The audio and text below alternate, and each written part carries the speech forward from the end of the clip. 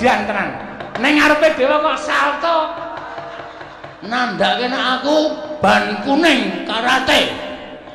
Nyepelekke ora. Kanthi dasar apa sampeyan ora ngeparengake gamelan Lokananta digawa ning jagat. Mongko sing nyilih Bapak Semar. Ora ngono kuwi pukulun. Bagong ulun dewa, kita ora basa. Wis ora peduli.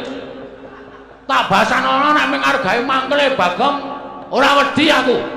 Yen kita wani karo dewa apa kita ora wedi cemplungake ning Kawah Candra Dimuka. Kulina aku nek dicemplungke jugangan wae.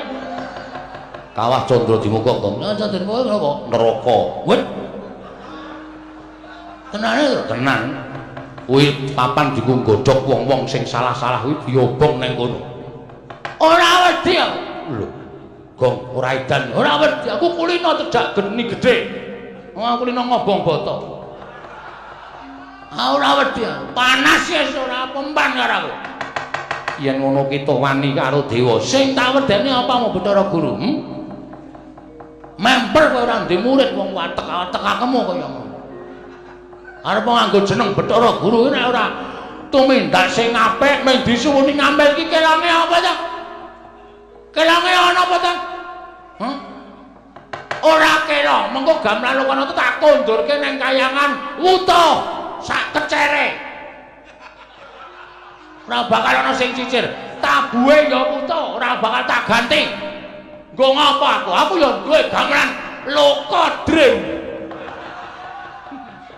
Lokodrim kok tok pamer-pamerke. Kowe lha piye kempule kowe nek dituthuk iso kaya wong getah. He. He. Piye nang gleleng. Nang kempul tuthuk iso mubeng gayor. Kowe iki ngenani ndase sing kempul. Wong gamelan Resi dipamer. Pamapan entuk mboten. Nek mboten entuk kula ora wedi. Kula nek ngamuk teng kayangan niku kulina. Pun paringe nang mboten pikulun. Tetep ora ulun paringake. Kepiye?